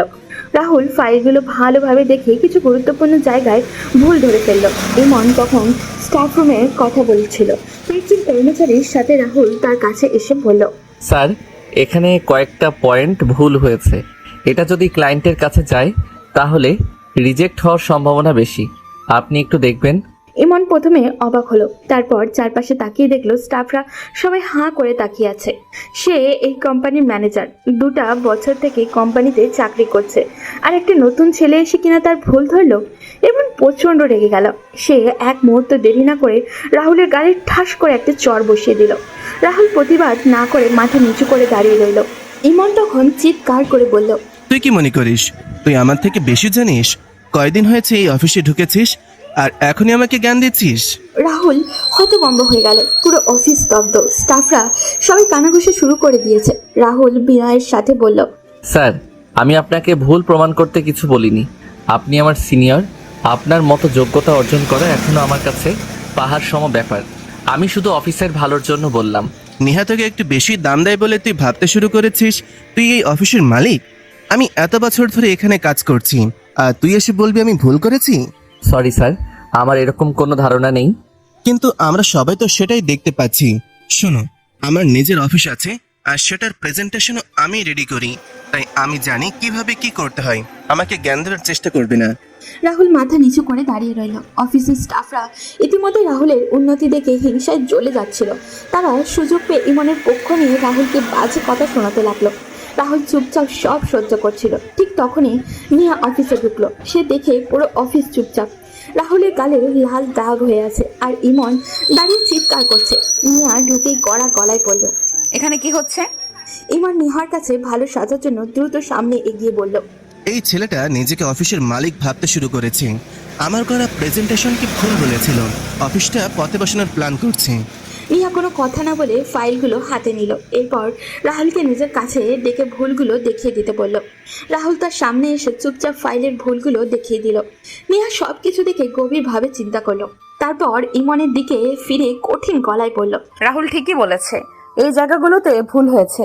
তোমার উচিত ছিল রাহুলকে ধন্যবাদ দেওয়া, কারণ ও তোমার ভুলগুলো সংশোধন করতে চেয়েছে, কিন্তু তুমি তা না করে ওকে সবার সামনে অপমান করেছো। পুরো অফিস স্তব্ধ হয়ে গেল। এতক্ষণ যারা ইমনের হয়ে গলা ফাটাচ্ছিল তারাও চুপসে গেল। চুপচাপ এক কোণে দাঁড়িয়ে রইল। ইমন নিজেকে সঠিক প্রমাণ করতে বলল, দেখো নিহা এগুলো। জাস্ট শাট আপ ইমন, তুমি এখনই সবার সামনে রাহুলের কাছে ক্ষমা চাও। কথাটা শুনে অফিসের মধ্যে থমথমে পরিবেশ বিরাজ করলো। একজন ম্যানেজার হয়ে তার নিম্ন পদস্থ একজন এমপ্লয়ের কাছে ক্ষমা চাইবে, ব্যাপারটা দৃষ্টিকটু। ইমন তৎক্ষণাৎ প্রতিবাদ করে বলল, নিহা, আমি তোমার অফিসে চাকরি করি বলে আমাকে দিয়ে একটা সাধারণ ফকিরের কাছে ক্ষমা চাইতে পারো না? মাইন্ড ইওর ল্যাঙ্গুয়েজ ইমন, যেটা বললাম সেটা করো তাড়াতাড়ি। ব্যাপারটাকে আর কমপ্লিকেটেড করো না। না, কোনোভাবেই না। ওর কি যোগ্যতা আছে আমার এতদিনের অভিজ্ঞতা নিয়ে প্রশ্ন তোলায়? আমি বিশ্বাস করি এই প্রেজেন্টেশন যদি সবার সামনে দেওয়া হয় তাহলে ক্লায়েন্ট আমারটাই পছন্দ করবে। নিহা এবার আরো কঠোর হয়ে ইমনের দিকে তাকালো। অফিসের সব স্টাফরা এতক্ষণে নিহার রাগী চেহারা দেখে কাঁপাকাঁপি শুরু করেছে। নিহা ইমনকে হুঙ্কার দিয়ে বলল, ইমন, তোমার কোনো অধিকার নেই রাহুলকে এইভাবে অপমান করার। সে আমার অ্যাসিস্ট্যান্ট। আমি যখন ওকে দায়িত্ব দিয়েছি তখন তোমার উচিত ছিল ওর কথাগুলো শোনা, কিন্তু তুমি সেটা না করে সবার সামনে ওকে অপমান করেছো। এই কারণে তুমি এক্ষুনি সবার সামনে রাহুলের কাছে সরি বলবে, এবং এই প্রেজেন্টেশন ডিল দুইটা থেকেই তুমি বাদ পড়বে। ইমন ভেতরে ভেতরে ক্ষোভে ফেটে পড়ল। রাহুলের কাছে ক্ষমা চাওয়া তো দূরে থাক, সে কোনো কথা না বলে অফিস থেকে বের হয়ে গেল। সে সোজা তার বাবার কাছে গিয়ে বলল, বাবা, নিহা ওই ছেলেটার জন্য আমাকে অপমান করেছে। আমাকে বিদেশি একটা ক্লায়েন্টের সাথে ডিল থেকে বাদ দিয়েছে। পুরো অফিসের স্টাফদের সামনে রাহুলের কাছে সরি বলতে বলেছে। বুঝলাম। ওই রাহুল নামের ছেলেটা যতদিন অফিসে থাকবে আমাদের প্ল্যান সফল হবে না। সিরাজ খান একটা সিগারেট ধরিয়ে ধোঁয়া ছাড়তে ছাড়তে বললেন, নেহা আমাদের হাতের বাইরে চলে গেছে, এখন ওর লাগাম টেনে ধরতে হবে। আমরা এখন নেহার বাবার কাছে যাব, তার এমন মগজদুলাই করব যে তাকে বুঝাবো এই রাহুল নামের ছেলেটা শুধু তার মেয়ের জন্য হুমকি নয়, তার সমস্ত সম্পত্তির জন্য হুমকি। তাই তাকে দ্রুত সরাতে হবে। আর নিশ্চয়ই আমার বন্ধু আমার কথা বিশ্বাস করবে। ওদিকে ইমন অফিস ছেড়ে বেরিয়ে যাওয়ার পর নিহার রাগ কমেনি। সে জানে ইমন কেমন। অবশ্যই সে এর প্রতিশোধ নেবে এবং রাহুলের ক্ষতি করার জন্য আরো কোনো বড় ষড়যন্ত্র করবে। তবে এখন সে এসব নিয়ে ভাবতে চায় না। সে কেবিনে গিয়ে রাহুলকে নিজের কেবিনে ডাকলো। রাহুল কিছুটা দ্বিধাগ্রস্ত হলেও উঠে নিহার কেবিনে গেল। নিহা তাকে বসতে ইশারা করলো। রাহুল বসতেই নিহা হালকা হাসার চেষ্টা করে বলল, রাহুল, তুমি ইমনের কথায় কিছু মনে করো না। ওর কথার পাত্তা দেওয়ার দরকার নেই। নিজের কাজে মনোযোগ দাও। আমি ওকে অনেক আগেই বের করে দিতাম, কিন্তু কি করব, বাবার ছোটবেলার বন্ধুর ছেলে, বাবা নিজে ওকে চাকরি দিয়েছে, তাই আমি চাইলেও ওকে বের করতে পারছি না। কিন্তু ম্যাম, উনি তো চলে গেলেন রাগ করে। পাগল হয়েছো? ওকে তুমি চেনো না। দেখবে কাল সকালেই হয়তো অফিসে এসে হাজির। ওর কথা বাদ দাও, তুমি ওর কথায় কষ্ট পেও না। আমি কিছু মনে করিনি ম্যাম, আমি শুধু কাজটা ঠিকভাবে করতে চেয়েছিলাম। নিয়া কিছু বলল না, শুধু রাহুলের দিকে তাকিয়ে রইল। তারপর সে হুট করে একটা ফাইল টেনে এনে রাহুলের সামনে রাখলো। এই ফাইলটা আপডেট করো, আমার সামনে বসে কাজ করো, যেন আমি একবার দেখে নিতে পারি। রাহুল মাথা নাড়িয়ে সম্মতি দিল এবং নিহার সামনে বসে ফাইল আপডেট করতে লাগলো। রাহুল কাজ করছিল, কিন্তু নিহার চোখে এক মুহূর্তের জন্য তার উপর থেকে সরছিল না। সে অনুভব করছিল রাহুলের কাছে থাকলে তার মধ্যে একটা অজানা প্রশান্তি কাজ করে। নিহার খুব ইচ্ছে হলো রাহুলকে কাছ থেকে দেখার, খুব কাছ থেকে, কিন্তু সেটা কিভাবে? হঠাৎ করে নিহা নাটক শুরু করলো। সে চোখে হাত দিল এবং ব্যথার ভান করে মুখ কুঁচকে ফেললো। উফ রাহুল, দেখো তো আমার চোখে কিছু একটা ঢুকে গেছে। রাহুল দ্রুত তাকালো নিহার দিকে। নিহা ব্যাপারটা আরো রিয়েলিস্টিক করার জন্য প্রায় কান্নায় করে দিল। রাহুল চিন্তিত গলায় উঠে দাঁড়িয়ে বলল, ম্যাম, সব ঠিক আছে? আমি ডাক্তার ডাকবো? না, দরকার নেই। এক কাজ করো, আমার চোখে ফু দাও, তাহলে ঠিক হয়ে যাবে। রাহুল একটু দ্বিধায় পড়ে গেল, কিন্তু সরল মনে চেয়ার থেকে উঠে দাঁড়ালো। সে ধীরে ধীরে নিহার দিকে এগিয়ে গেল। তারপর সে হালকা করে নিহার চোখে ফু দিতে লাগলো। নিহার নিঃশ্বাস আটকে আসছিল। সে এত কাছ থেকে প্রথমবার রাহুলকে ফিল করছিল। এটা একদমই তার নিয়ন্ত্রণের বাইরে চলে যাচ্ছিল। ঠিক তখনই নিহা নিজেকে আর আটকে রাখতে পারল না। সে হুট করে রাহুলকে টেনে নিজের কাছে এনে দুই ঠোঁট চেপে ধরে কিস করলো। রাহুল তো হতবাক, তার পুরো শরীর জমে গেল। সে এক মুহূর্তের জন্য বুঝতে পারলো না কি হচ্ছে। নিহার ঠোঁট তার ঠোঁটের উপরে ছিল। কয়েক সেকেন্ড পর রাহুল এখন পুরো বিষয়টা উপলব্ধি করলো। সঙ্গে সঙ্গে নিহাকে ধাক্কা দিয়ে নিজের থেকে ছাড়িয়ে নিল। নিহা এখনো নিঃশাক্ত চোখে তার দিকে তাকিয়ে আছে। রাহুল চোখ বড় বড় করে তাকিয়ে রইল নিহার দিকে। ম্যাম, আপনি এটা কি করলেন? নিহা তখন নিজেও হতবাক। এতক্ষণে যেন সে হুঁশ ফিরল। তার মনে হলো সে কিছু একটা বাড়াবাড়ি করে ফেলেছে। সে নিচের দিকে তাকিয়ে নিঃশ্বাস নিল। তারপর আস্তে করে বলল, আমি সরি রাহুল। কিন্তু রাহুল কিছু না বলে দ্রুত কেবিন থেকে বেরিয়ে গেল। রাহুলকে বেরিয়ে যেতে দেখে নিহা চেয়ার থেকে উঠে দাঁড়িয়ে গেল। তার হৃদস্পন্দন এত জোরে চলছিল যে এখনই জান বের হয়ে যাবে। রাহুল নিজের কেবিনে গিয়ে মাথায় হাত দিয়ে চেয়ারে বসে পড়ল। এই নিহাকে তার বড্ড অচেনা লাগছে। নিহা এটা তার সাথে কিভাবে করতে পারলো? ওদিকে ইমন তার বাবা সিরাজ সাহেবের সাথে নিহারের বাড়িতে গেল। নিহার বাবা রায়হান কবির তখন ড্রয়িং রুমে বসে টিভি দেখছিলেন। সিরাজ খান এবং ইমনকে ভেতরে ঢুকতে দেখে তিনি উঠে হাসি মুখে বললেন, আরে সিরাজ, তুই এখানে? তুই আসবি, আগে বলবি না? সিরাজ খান দীর্ঘশ্বাস ফেলে তারপর গম্ভীর স্বরে রায়হান কবিরকে উদ্দেশ্য করে বললেন, আমি কি জানতাম এরকম একটা বিষয়ের জন্য তোর বাসায় আসতে হবে? মানে তুই ঠিক কি বলতে চাইছিস? আমি বুঝতে পারছি না, একটু খুলে বল। কি আর বলবো, তোর মেয়ে অফিসটাকে একটা খেলার মাঠ বানিয়েছে, যা ইচ্ছা তাই করে বেড়াচ্ছে। রায়হান কবির একটু অবাক হলেন। ওনার নিজের মেয়ের উপরে যথেষ্ট ভরসা আছে, তাই একটু গম্ভীর কণ্ঠে বললেন, সিরাজ, সত্যি আমি কিছুই বুঝতে পারছি না, বলে বলতো। তখন ইমন পাশ থেকে উত্তেজিত গলায় বলল, আঙ্কেল, আজ অফিসে আমাকে সবার সামনে অপমান করা হয়েছে। শুধু অপমান না, আমাকে আমার নিজের প্রেজেন্টেশন থেকে সরিয়ে দেওয়া হয়েছে। একটা নতুন ছেলে এসে আমার জায়গায় বসে গেছে। রায়হান কবির গম্ভীর হয়ে তাকালেন ইমনের দিকে। ইমন আবারও বলল, আঙ্কেল, আমি এই অফিসে আপনার কথায় চাকরি করছি এতদিন থেকে, কিন্তু আজ কয়দিন হলো নেহা আমার সাথে খুব বাজে ব্যবহার করছে। একটা নতুন ছেলেকে নিজের বিয়ে বানিয়েছে আর অফিসের সব গুরুত্বপূর্ণ ডিল ওই ছেলেটাকে দিয়েই করাচ্ছে। কে সেই ছেলে? আরে সাধারণ একটা কর্মচারী, নাম তার রাহুল। রায়হান কবির কিছুক্ষণ চুপচাপ তাদের দিকে তাকিয়ে রইলেন। তারপর ধীর গলায় বললেন, শোনো, আমি আমার মেয়ে নিহাকে খুব ভালো করে চিনি। সে অযথা কাউকে প্রাধান্য দেয় না। নিশ্চয়ই রাহুলের কোনো যোগ্যতা আছে বলেই সে ওকে সামনে এনেছে। রায়হান কবির কথাটা বলে থামতে পারেনি। ইমন সঙ্গে সঙ্গে প্রতিবাদ করলো, আঙ্কেল, আপনি ভুল করছেন। এই ছেলেটার জন্য চৌধুরী গ্রুপের মতন বড় কোম্পানির ডিল বাতিল করা হয়েছে। আপনি কি জানেন এই ডিল বাতিল হওয়ার কারণে কত বড় ক্ষতি হয়ে গেল? রায়হান কবির চুপচাপ চোখ বন্ধ করে কিছুক্ষণ ভাবলেন। তারপর আবার গম্ভীর গলায় বললেন, আমি এই বিদেশি কোম্পানির সাথে ওর প্রেজেন্টেশনটা দেখতে চাই। যদি রাহুল সত্যিই ভুল করে থাকে তাহলে আমি ওকে অফিস থেকে বের করে দেব, কিন্তু যদি ওর সবকিছু ঠিক থাকে তাহলে আমি ওকে প্রমোশন দেব। সিরাজ খান তখন কিছুটা হতাশ হয়ে বললেন, তুই তার উপর এত বিশ্বাস করছিস কেন বন্ধু?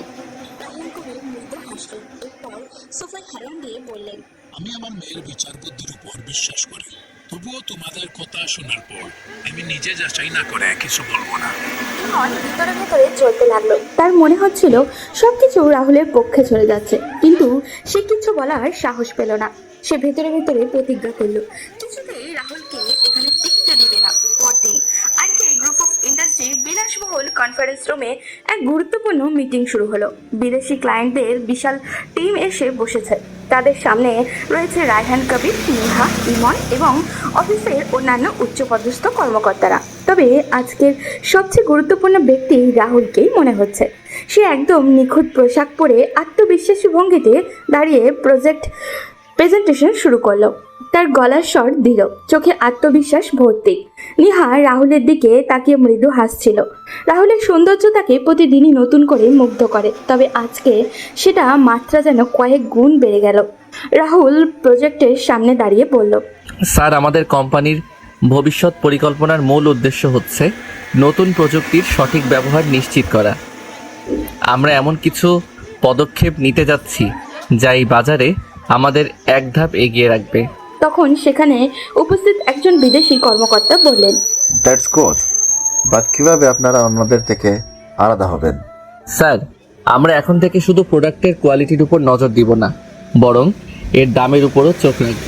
আমাদের লক্ষ্য হচ্ছে একদম মানুষের ঘরে ঘরে পৌঁছে যাওয়া। আমরা বিশ্বাস করি অধিক প্রফিটের থেকে অধিক সেলের উপর। আমার বিশ্বাস যখন সেল বেড়ে যাবে তখন কম প্রফিটটাও আমাদের লাভের মুখ দেখাবে, সঙ্গে কোম্পানির নামটাও মানুষের মুখে মুখে চলে আসবে। Great idea young man. তবে আমার মনে হয় আপনি মার্কেটে এর প্রভাব সম্পর্কে বিস্তারিত বললে আমরা আরও একটু সাহস নিয়ে এগোতে পারবো। এরপর রাহুল তাদের প্রতিটি প্রশ্নের যথাযথ উত্তরও দিল। প্রেজেন্টেশন চলতে থাকলো। প্রতিটি তথ্য পরিষ্কার, গোছানো এবং অত্যন্ত পেশাদারিত্ব নিয়ে তুলে ধরলো সবার সামনে। যে কেউ এটা দেখে বুঝতে পারবে সে বেশ প্রস্তুতি নিয়েই এখানে এসেছে। সবকিছু শুনে ক্লায়েন্টরা একে একে মাথা নাড়ালো। একজন বিদেশি প্রতিনিধি মুগ্ধ হয়ে রায়হান কবিরকে উদ্দেশ্য করে বলল, mister Kabir, this is one of the best presentation you are seen in a long time. Your employee is truly brilliant. অন্য একজন বলল, ইয়েস, উই আর ইমপ্রেসড। আমরা প্রস্তুত ডিলটা সাইন করার জন্য। এই কথা শুনে সবার মুখ উজ্জ্বল হয়ে উঠল। ইমন হতবাক হয়ে তাকিয়ে থাকলো রাহুলের দিকে, কিন্তু সবচেয়ে অবাক হলেন রায়হান কবির। তিনি ভাবতেও পারেনি রাহুল এত চমৎকারভাবে একটা আন্তর্জাতিক প্রেজেন্টেশন পরিচালনা করতে পারবে। তখন একজন বিদেশি নারী ক্লায়েন্ট হাসি মুখে বলল, mister Kabir, we want him for our company. আপনারা যদি ওনাকে আমাদের কোম্পানিতে চাকরির সুযোগ দেন, আমার বিশ্বাস উনি আরো নিজেকে তৈরি করতে পারবেন। হ্যাঁ, এখনো অনেক জায়গায় ইমপ্রুভমেন্ট প্রয়োজন, তবে আমার ধারণা ওনার মধ্যে সেই পোটেনশিয়াল আছে। এই কথা শুনেই নিহা চেয়ারে একটু সোজা হয়ে বসলো। মেয়েটির কথা যেন তার বিন্দুমাত্র পছন্দ হলো না, তাই একটু সিরিয়াস ফেস নিয়ে বলল, দেখুন, কেউ ইচ্ছে করে হাতের লক্ষ্মী পায়ে ঠেলে না মিস। রাহুল আমাদের কোম্পানির থেকে নিজেকে প্রমাণ করার সুযোগ পেয়েছে। আমার বিশ্বাস সে আমাদের ছেড়ে যেতে চাইবে না, আর আমরাও তাকে হারাতে চাই না। তাই আমরা ডিলটার ব্যাপারে কথা বললেই ভালো হয়। মেয়েটা চুপ হয়ে গেল।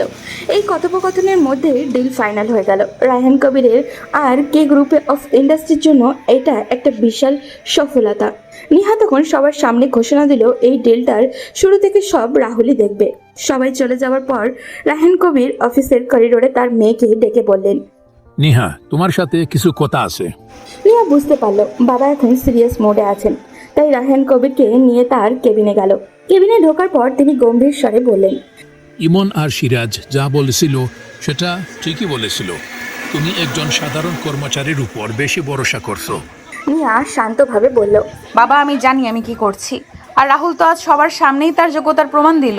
রায়হান কবির একটু গম্ভীর হয়ে বললেন, আমি মানছি তার সেই যোগ্যতা আছে, আর ডিলটা আমরা তার জন্যই পেয়েছি। কিন্তু তুমি কি শুধু যোগ্যতার কারণেই ওর প্রতি এতটা কেয়ার দেখাচ্ছ, নাকি অন্য কোনো কারণ আছে?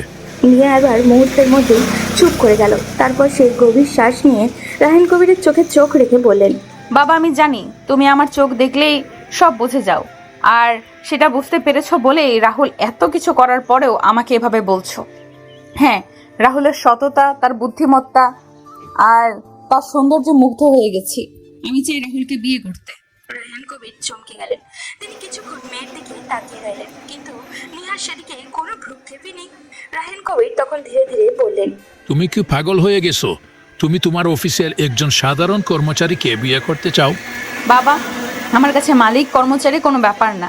যার যোগ্যতা আছে, যার কাছে আমি ভালো থাকবো, তাকে আমি বিয়ে করব। সবচেয়ে বড় কথা, আমি তাকে ভালোবেসে ফেলেছি। রায়হান কবির এবার মেয়ের চোখে গভীর দৃষ্টিতে তাকালেন। নিহার চোখে মুখে তখন সিরিয়াসনেস ফুটে উঠেছে। তার বাবা তখন সেটা দেখে হাসলেন। তিনি মেয়ের মাথায় হাত বুলিয়ে দিয়ে বললেন, তুমি যদি ওকে নিয়ে এতটাই নিশ্চিত হও তাহলে আমি আপত্তি করব না। তবে এত বড় সিদ্ধান্ত নেওয়ার আগে রাহুলকে একটু সময় দাও। এখনো তার অনেক ইমপ্রুভমেন্ট দরকার। তার চেহারা দেখছো, এখনো টি শার্ট পরলে বাচ্চা দেখাবে। সময় দাও, ও তো আর পালিয়ে যাচ্ছে না। নিহা তার বাবাকে শক্ত করে জড়িয়ে ধরল। সে জানতো তার বাবা কোনোদিন তার পছন্দকে অসম্মান করবে না। রায়হান কবিরও মেয়েকে জড়িয়ে ধরলেন। তিনি জানেন তার মেয়ে কখনোই ভুল পথে যাবে না। আর ইমনের লাস্ট কয়েকদিনের ব্যবহারের রিপোর্টও তিনি পেয়েছিলেন, কিন্তু বন্ধুর মুখের দিকে তাকিয়ে রাজি ছিলেন নিহাকে ইমনের সাথে বিয়ে দিতে। কিন্তু এখন যখন নিহাই ইমনকে রিজেক্ট করেছে, তখন তিনি আর জোর কাটাতে চান না। এদিকে অফিসে বড় ডিল সাইনের জন্য সবাইকে বোনাস দেওয়া হলো। স্টাফদের মধ্যে খুশির আমেজ ছড়িয়ে পড়লো। কিন্তু এই খুশির মুহূর্তেই ইমন ভেতরে ভেতরে জ্বলতে লাগলো। সে বুঝতে পারলো রাহুল শুধু অফিসের সেরা এমপ্লয়ি হয়নি, এখন সে নিহার জীবনের বিশেষ জায়গাও নিতে শুরু করেছে।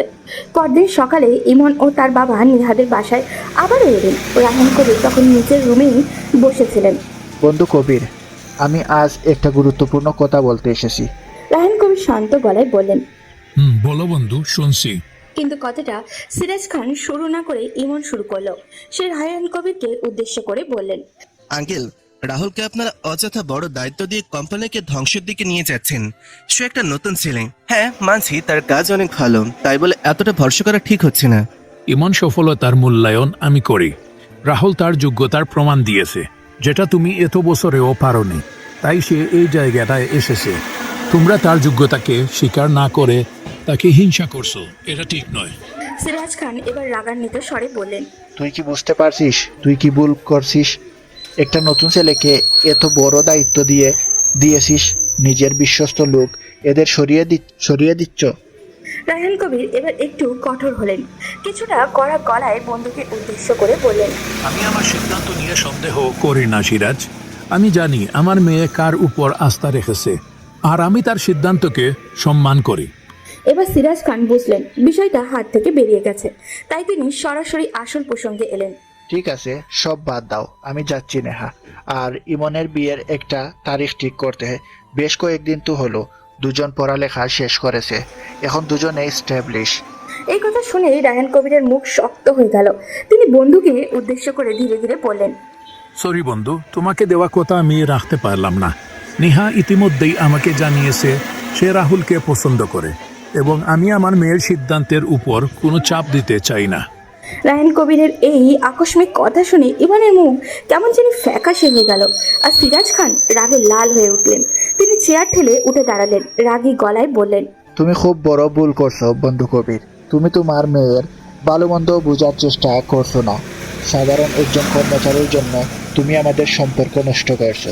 তোমরা বাবা মেয়ে পাগল হয়ে গেছো, জাস্ট পাগল হয়ে গেছো। রায়হান কবির চমকালেন না। তিনি জানতেন এটাই বলবে, তাই তিনি শান্তভাবে বললেন, আমি যা করি ভেবে চিন্তেই করি সিরাজ। তাই আমার মনে হয় ভবিষ্যৎ নিয়ে চিন্তা করা দরকার। ইমন যথেষ্ট সুদর্শন আর শিক্ষিত, তার জন্য ভালো মেয়ে হাতের কাছেই পেয়ে যাব। আমার ছেলেকে নিয়ে তোমার চিন্তা করতে হবে না, চললাম আমি। বলেই সিরাজ খান আর এক মুহূর্ত সেখানে থাকলেন না। তিনি ইমনকে সঙ্গে নিয়ে রেগে রায়হান কবিরের বাসা থেকে বেরিয়ে গেলেন। বাসায় ফেরার পরপরই সিরাজ খান ভীষণ ইমনকে বকাবকি শুরু করলেন। ওখরমার ডে কি একটা! এতদিন থেকে তুই অফিসে আসিস, অথচ তুই নেহাকে ইমপ্রেস করতে পারলে না। আর দুদিনের একটা ছেলে এসে বিয়ে করে নিচ্ছে।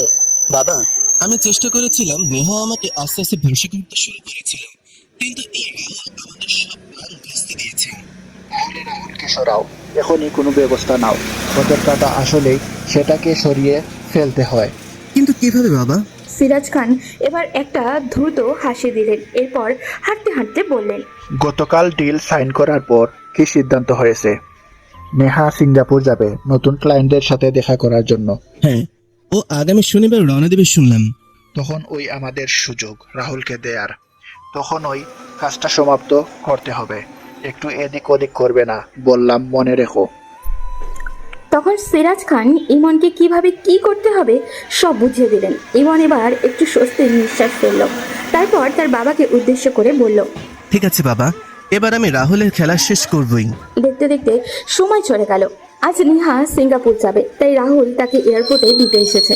নিহা ভিতরে ঢোকার আগেই হঠাৎ রাহুলের হাত ধরে বলল, রাহুল, আমি তো থাকবো না কয়েকদিন, তুমি অফিস ঠিক মতো দেখাশোনা করবে। ইমনের উপর আমার ভরসা নেই। ওকে ম্যাম, আপনি চিন্তা করবেন না। আরেকটা কথার কথা, ওই লিজা, রিমা আর একটা মেয়ে কি যেন নাম? সামিয়া। বাহ, মেয়েদের নামও দেখি আজকাল খুব ভালো মনে রাখা শুরু করেছো। সরি ম্যাম, একসাথে কাজ করি তাই জানা হয়েছিল। একসাথে কোথাও কাজ করো? তুমি আমার সাথে কাজ করো এটা মাথায় রাখবে। আর আমি কিন্তু এসে রিপোর্ট নিব। যদি কোনো মেয়ের সাথে আলগা পিরিয়ড দেখাও তাহলে ফল ভালো হবে না। Okay ma'am. ওকে ম্যাম মানে কি? কথাটা বুঝেছো তো? আমি কিন্তু প্রতিদিন কল করে খোঁজ নিব। এখন গেলাম, গুড বাই। বলেই নিহা ভেতরে চলে গেল। রাহুলও তার বাসার দিকে রওনা দিল। আজ বোনকে নিয়ে একটু ঘুরতে যেতে হবে, অনেকদিন থেকে বায়না করছে ও। ওদিকে নিহা সিঙ্গাপুর যাওয়ার পরদিনই ইমন অফিসের দায়িত্ব পেয়ে গেল। এটা স্বাভাবিক, কারণ অফিসের চেয়ারম্যান না থাকলে সব দায়িত্ব ম্যানেজারের হাতেই যায়। কিন্তু রাহুল কিছুটা অবাক হচ্ছিল, কারণ ইমন দায়িত্ব পাওয়ার পর থেকেই অফিসের কিছু কর্মচারী অদ্ভুতভাবে তার দিকে তাকাচ্ছে। কিছুজন চাপা হাসিও হাসছে। একজন তো বলেই ফেললো, ম্যাম তোমাকে এত বিশ্বাস করে কিন্তু দায়িত্ব দিয়ে গেল ইমন স্যারের হাতে, এটা মানা যায় নাকি? রাহুল বেশ বিরক্ত হলো বিষয়টাতে, কারণ এরা হয়তো আসেই অন্যদের পিছনে লাগার জন্য। সে এসবে মাথা না ঘামিয়ে নিজের কাজ করতে লাগলো। কিন্তু সমস্যা বাঁধলো নিহা সিঙ্গাপুর যাওয়ার তৃতীয় দিন সকালে। রাহুল অফিসে ঢুকতেই দেখতে পেল ভেতরে ভীষণ হইচই হচ্ছে। কর্মচারীদের মধ্যে ফিসফিস করে আলোচনা চলছে, কয়েকজন উত্তেজিতভাবে ছোটাছুটিও করছে। রাহুল এগিয়ে গিয়ে জিজ্ঞাসা করলো, অফিসে কি হয়েছে? সবাই এত অস্থির কেন? তুমি শোনোনি অফিসের মেইন অ্যাকাউন্ট থেকে 50 লাখ টাকা গায়েব? কি বলছো? এটা কিভাবে সম্ভব? বলে রাহুল ভিতরে গেল। সবাই মিলে অনেক চেষ্টা করেও ব্যর্থ কারণ হিসাবে কোনো সমস্যা নেই, টাকাটা সত্যি গায়েব। সব স্টাফদের তল্লাশি করা হলো, কিন্তু কারোর কাছেই নেই। আর স্বাভাবিকভাবেই কেউ এত টাকা ক্যাশ করাতে পারবে না। এভাবে দুপুর হয়ে গেল। ইমন বাইরে গিয়েছিল, আসার পর সব স্টাফকে কমন রুমে নিয়ে এসে গভীর গলায় বলেন, আমরা সব স্টাফদের ব্যাংক হিসেব বের করেছি। টাকাটা কার অ্যাকাউন্টে গেছে জানো? সবাই নীরব হয়ে গেল। ইমন এবার ধীরে ধীরে রাহুলের দিকে তাকিয়ে বললেন, দ্য গ্রেট মিস্টার রাহুল, টাকাটা তোমার অ্যাকাউন্টে গেছে। রাহুল মাথায় যেন বাজ পড়ল। সে এইসব ব্যাপারে বিন্দুমাত্র কিছু জানে না। কথাটা শুনে সে অবাক হয়ে বলল, কি? এটা কিভাবে সম্ভব স্যার? আমি তো কখনো। ইমন রাহুলকে কিছু বলতে না দিয়ে ব্যাংকের স্টেটমেন্ট দেখিয়ে বলল, দেখো, এখানে স্পষ্ট লেখা আছে টাকাটা সরাসরি তোমার অ্যাকাউন্টে গেছে। তুমি কি বলতে চাও ব্যাংক মিথ্যা বলছে? আর এই কথা আমরা সবাই জানি যে নিহা আর আমি ছাড়া এই অফিসে একমাত্র তুমি আছো, যে অফিসের সব টাকা পয়সার হিসাব, অ্যাকাউন্ট ইনফরমেশন সব তোমার কাছে আছে। রাহুল হতবাক হয়ে দাঁড়িয়ে রইল। কর্মচারীদের মধ্যে শোরগোল শুরু হলো। সুযোগ পেয়ে সবাই খোঁচা দিতে শুরু করলো। আরে এতদিন ধরে ভাবছিলাম ছেলেটা সৎ, কিন্তু শেষ পর্যন্ত চোর বের হলো। দৌড় ম্যাম একটু বেশিই বিশ্বাস করেছিল, তাই সুযোগ পেয়ে হিসাবে গরমিল করে কোম্পানির টাকা মেরে খাচ্ছিল। রাহুল এসব আর নিতে পারছিল না। সে তখন সবার সামনে হাত জোর করে বলল, প্লিজ বিশ্বাস করুন, আমি এই কাজ করিনি। আমি টাকাটার সম্পর্কে আমি কিছুই জানি না। কিন্তু কেউ তার কথা শুনলো না। ইমন এবার হঠাৎই রাগ দেখিয়ে রাহুলের কলার চেপে ধরল। তুই একটা টাকা চোর, এত বড় বিশ্বাসঘাতকতা করলি? আমরা তোকে বিশ্বাস করেছিলাম। নিহা তো অফিসের সবকিছু তোর হাতে দিয়েছিল, আর তুই এভাবে এর প্রতিদান দিলি? রাহুল কিছু বলার আগে ইমন তাকে ধাক্কা দিয়ে ফ্লোরে ফেলে দিল। সুযোগ পেয়ে রাহুলকে হিংসা করে এমন কিছু কর্মচারীও ইমনের পক্ষে যোগ দিল। তারা সবাই মিলে রাহুলকে মারতে শুরু করলো। রাহুল কাতর হয়ে বলল, প্লিজ আমাকে বিশ্বাস করুন, আমি এই কাজ করিনি। কিন্তু কেউ বিশ্বাস করলো না, বরং ইমনকে আরো উস্কে দিয়ে একজন বলল, স্যার এমন চোরদেরকে অফিসে রাখা উচিত না, এদেরকে অফিস থেকে বের করে দেন। ইমন সেটাই করলো। রায়হান কবিরকে ডেকে আনা হলো অফিসে। তিনি এসে দেখলেন রাহুল মাটিতে পড়ে আছে, মুখে আঘাতের দাগ, জামা কাপড় ছেঁড়া। তিনি গম্ভীর গলায় বললেন, কি হয়েছে এখানে?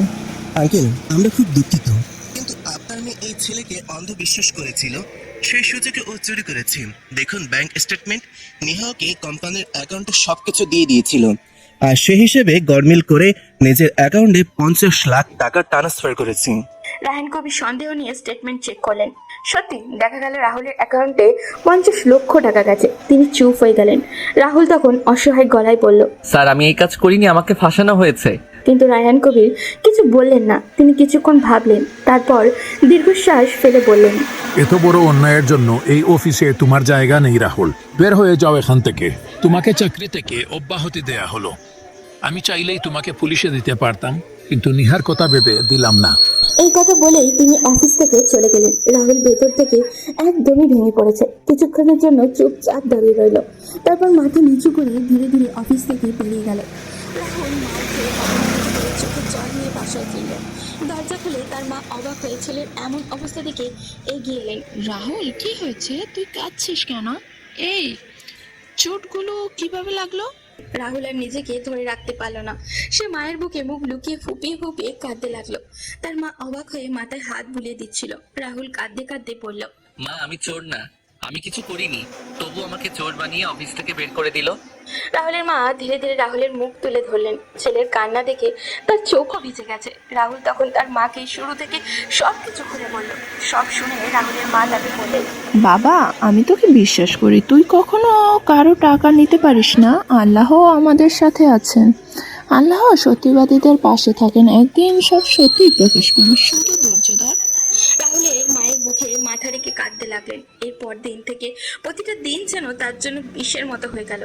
সে ঠিকমতো খাওয়া দাওয়া করতে পারছিল না। এক সপ্তাহ থাকার কথা থাকলেও 10 দিন পর নিহা সিঙ্গাপুর থেকে ফিরে এলো। সে অনেক ক্লান্ত ছিল, কিন্তু এক্সট্রা এই 3 দিন থাকার মূল কারণ হলো কিছু শপিং। সে রাহুলের জন্য নিজের পছন্দ মতো কিছু গিফট কিনলো। তার প্ল্যান ছিল ফিরেই রাহুল তার মনের কথা জানাবে। বাসায় আসার পর তার বাবার সাথে হাই হ্যালো ছাড়া তেমন কোনো কথাই হলো না। পরদিন অফিসে গিয়ে সে যা শুনলো তাতে তার শরীর হিম হয়ে গেল। নিয়া ধীরে ধীরে চেয়ারে বসলো। মাথার ভেতর যেন বিস্ফোরণ হচ্ছিল। রাহুল চুরি করেছে? অসম্ভব, এটা একটা ষড়যন্ত্র। যারা এসব করেছে তাদের আমি ছাড়বো না, শেষ করে ফেলবো ওদের। সে দ্রুত অফিস থেকে বেরিয়ে বাসায় চলে আসলো। ড্রয়িং রুমে রায়হান সাহেবকে না পেয়ে সোজা বাবার রুমে ঢুকলো। বাবা, এটা কি শুনলাম? রাহুল নাকি চুরি করেছে? রায়হান কবির একটা দীর্ঘশ্বাস ফেলেন। তিনি মেয়ে পাগলামও বুঝতে পারছেন, কিন্তু সত্যিটা তো তিনি অস্বীকার করতে পারবেন না। তাই গম্ভীর কণ্ঠে বললেন, হ্যাঁ, ব্যাংক স্টেটমেন্ট অনুযায়ী টাকাটা তার অ্যাকাউন্টেই গেছে। আমি বিশ্বাস করতে চাই না, কিন্তু প্রমাণ তো সবার সামনে।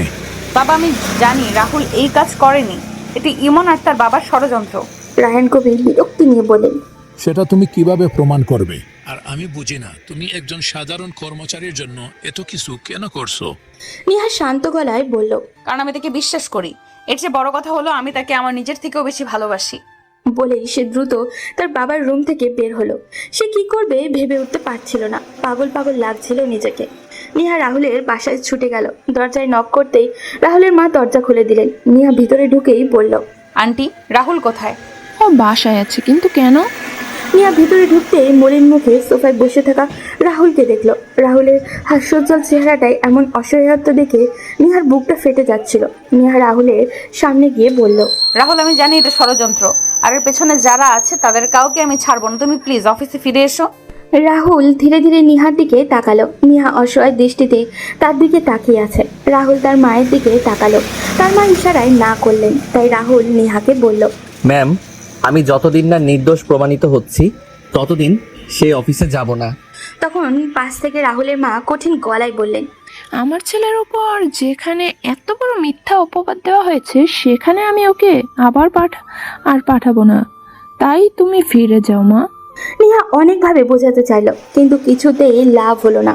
সে মন খারাপ করে বাসায় ফিরে এলো। ওদিকে ইমন এবং তার বাবা নিজেদের কৌশল সফল হওয়ার আনন্দে আত্মহারা।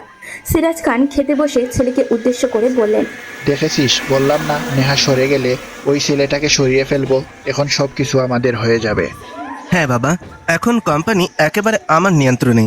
নিহা হয়তো কিছুদিন মন খারাপ করবে, কিন্তু ওর কিছুই করার ক্ষমতা নেই। আঙ্কেল নিজে রাহুলকে বের করে দিয়েছে। ওদিকে নিহা অদ্ভুত একটা কাণ্ড ঘটালো। সে এমন একটা ভাব করলো যেন কিছুই হয়নি। পরদিন থেকে স্বাভাবিক অফিস করা শুরু করলো। স্টাফরা সবাই অবাক তার কাজকর্মে। 2-3 দিন পর যখন বিষয়টা একটু ঠান্ডা হলো, তখন নিহা অফিসের সিসিটিভি ফুটেজ চেক করলো। নিহা এবার অফিসের বিশ্বস্ত পিয়ন জাকিরকে ডেকে পাঠালো। পিয়ন সামনে দাঁড়াতেই নিহা নরম কণ্ঠে বলল, জাকির ভাই, সত্যি করে বলুন, সেদিন সকালে কি ঘটেছিল? জাকির ইতস্তত করলো। তার ভয় হচ্ছিল, কিন্তু সে রাহুলকে ভীষণ পছন্দ করত। তাই সাহস করে বলল, ম্যাডাম, আমি কিছু বলতে চাইনি, কিন্তু যেহেতু আপনি জিজ্ঞেস করলেন, ইমন স্যার সেদিন খুব সকালে অফিসে এসেছিলেন। তারপর তিনি একা বসে কিছু কাগজপত্র দেখছিলেন। এরপর দুপুরের দিকে রাহুল স্যারের নামে গুজব ছড়িয়ে পড়ে। নিহা আগে থেকেই জানতো এটা ইমনের কারসাজি, তবে এবার সেটা পুরো নিশ্চিত হলো। নিহা প্ল্যান করলো রাহুলকে যেভাবে ফাঁসানো হয়েছে নিহা ইমনকে হুবহু সেভাবেই ফাঁসাবে। তাই পরের দিন নিহা কৌশলে অফিসের ফান্ড থেকে ইমনের অ্যাকাউন্টে 1 কোটি টাকা ট্রান্সফার করলো। এছাড়া অফিসের নতুন যে বিলতে সাইন হয়েছিল তার কিছু গুরুত্বপূর্ণ কাগজপত্র নিয়ে পিয়নের হাতে দিয়ে বলল, জাকির ভাই, আপনি দুপুরে লুকিয়ে ইমনের গাড়িতে এসব কাগজপত্র রেখে আসবেন। খবরদার কেউ যেন দেখতে না পায়। আচ্ছা ম্যাডাম। ঠিক দুপুরে খাওয়ার সময় যখন সবাই ক্যান্টিনে ছিল, জাকির নিঃশব্দে ইমনের গাড়িতে কাগজগুলো রেখে দিল। দুপুরের খাবার শেষে অফিসে ফিরে নিয়া হঠাৎ হইচই শুরু করলো। সবাই আবারও উপস্থিত মঞ্চ তৈরি নাটক শুরু হলো আবারও। নিহা রেগে বলল, আমার অ্যাকাউন্ট থেকে 1 কোটি টাকা কোথায় গেল? এছাড়া অফিসের নতুন ডিলের গুরুত্বপূর্ণ কাগজগুলো হারিয়ে গেছে। এই অল্প সময় এত কিছু কে করলো? ম্যাম, আমাদের সবার ব্যাংক অ্যাকাউন্ট ব্যালেন্স চেক করুন। আমার মনে হয় না চোর এত অল্প সময়ে জিনিসগুলো কোথায় লুকাতে পারবে। আর এখানে সকাল থেকে যারা ছিল সবাই উপস্থিত। তখন একে একে সবার অফিস ব্যাগ চেক করা হলো, কিন্তু কিছুই নেই। এরপর গ্যারেজে গিয়ে সবাই বাইক গাড়ি চেক করা হলো। ইমনের গাড়ি খোলার পর দেখা গেল সেখানেই ফাইলগুলো লুকানো ছিল। সবাই হতভম্ব হয়ে গেল। নিহা রেগে আগুন হয়ে ইমনের দিকে তাকালো। তুমি চুরি করেছো ইমন? আমার ভাবতেই লজ্জা লাগছে। তোমাকে আমি বিশ্বাস করেছিলাম। আমার তো ধারণা টাকাগুলো তুমিই নিয়েছো। না নিহা, বিশ্বাস করো আমি এটা করিনি। কেউ আমার বিরুদ্ধে ষড়যন্ত্র করছে। কে তোমার বিরুদ্ধে ষড়যন্ত্র করেছে? এই অফিসে তো আমি এমন কাউকে দেখছি না। নিহা, বিশ্বাস করো আমি জানি না এসব কি করে হলো। তুমি তো চুরি করোনি, তাই না? তাহলে রাহুলের বিরুদ্ধে সেদিন অপবাদ দেওয়া হলো। সেদিন সকালেই তুমি অফিসে এসেছিলে কেন? আমার তো মনে হয় ওই দিনও তুমিই সব করেছো। ইমন ভয় পেয়ে গেল। সে ঘামতে শুরু করলো। তা দেখে নিয়া হুমকি দিয়ে বলল, ইমন, সত্যি বলো, না হলে এক্ষুনি পুলিশ ডাকবো। অবশেষে চাপে পড়ে ইমন স্বীকার করে নিল সে যে রাহুলের বিরুদ্ধে ষড়যন্ত্র করেছিল। সে চিৎকার করে বলল, হ্যাঁ, আমি সব করেছি। আমি টাকাটা রাহুলের অ্যাকাউন্টে পাঠিয়েছিলাম। আমি চেয়েছিলাম ওকে অফিস থেকে সরিয়ে দিতে। সবাই হতবাক হয়ে গেল। নিহা তখন দ্রুত তার বাবা রাহুলকে অফিসে ডেকে পাঠালেন। রাহুল যখন অফিসে এলো, কর্মচারীরা লজ্জায় মুখে নিচু করে ফেলল। তখন কয়েকজন এগিয়ে গিয়ে বলল, আমরা ভুল বুঝছিলাম রাহুল, আমাদেরকে তুমি ক্ষমা করে দাও। রাহুলের বিপরীতে শুধু মুচকি হাসছে। রায়হান কবির সব শুনে ভীষণ রেগে গেলেন। তিনি ইমনকে পুলিশের হাতে তুলে দিলেন। ইমন কাঁদতে কাঁদতে বলল, আঙ্কেল, আমাকে ক্ষমা করে দিন। আমি কোনোদিন এমন ভুল আর করবো না। কিন্তু কেউ তার কথা শুনল না। এদিকে রাহুল চুপচাপ এক কোণে দাঁড়িয়েছিল। নিহা তখন তার কাছে গিয়ে বলল, দেখেছো, আমি বলেছিলাম না, সত্য একদিন প্রকাশ হবেই। এখন তো অফিসে আসতে আর কোনো আপত্তি থাকার কথা না। রাহুলের চোখ ভিজে গেল। সে আস্তে করে বলল, ধন্যবাদ ম্যাম আমাকে বিশ্বাস করার জন্য। পরদিন থেকে রাহুল আবারও অফিসে আসা শুরু করলো। অফিস ছুটির পর নিহা রাহুলকে বলল, রাহুল, তুমি কি একটু সময় বের করতে পারবে? হ্যাঁ, কেন? চলো কোথাও একটা যাই। অফিস বাড়ি করতে করতে আর ভালো লাগছে না। রাহুল কিছু না বুঝেই নিহার সাথে বের হয়ে গেল। নিহা রাহুলকে নিয়ে একটা পার্কে গেল। সন্ধ্যায় নরম বাতাস বইছিল, চারপাশে আলোর ঝলকানি, পাখিদের ঘরে ফেরার শব্দ। রাহুল অবাক হয়ে বলল, ম্যাম আমরা এখানে কেন এলাম? নিহা কিছুক্ষণ চুপ থেকে গভীর দৃষ্টিতে রাহুলের দিকে তাকালো। তারপর ধীরে ধীরে বলল, রাহুল, তুমি কি বোঝো না আমি তোমাকে ভালোবাসি? আমার তোমার প্রতি কেয়ার, তোমার জন্য চিন্তা, এসব কি একবারও তুমি লক্ষ্য করোনি? রাহুল হতবাক হয়ে গেল। এই ঠান্ডা পরিবেশেও তার কপাল বেয়ে যেন ঘাম ঝরে পড়লো। সে তোতলাতে তোতলাতে বলল, কি বলছেন আপনি? হ্যাঁ, অনেকদিন থেকেই তোমাকে ভালোবাসি। আমি জানি না ম্যাম, আপনি এটা ভাবলেন কি করে? আপনি এত বড় লোক আর আমি কোথায়? আপনার বাবা এটা কখনো মানবে না। আমি আপনার যোগ্য নই। ভালোবাসার জন্য টাকা পয়সার দরকার হয় না রাহুল। আমি তোমাকে চাই, শুধু তোমাকে। তোমার কি আছে না আছে সেটা দেখার সময় আমার নেই। রাহুল চোখ নামিয়ে বলল, দেখুন ম্যাম, আমার পক্ষে এটা সম্ভব না। আমি নিজের জায়গায় ভুলে গিয়ে এসব করতে পারবো না।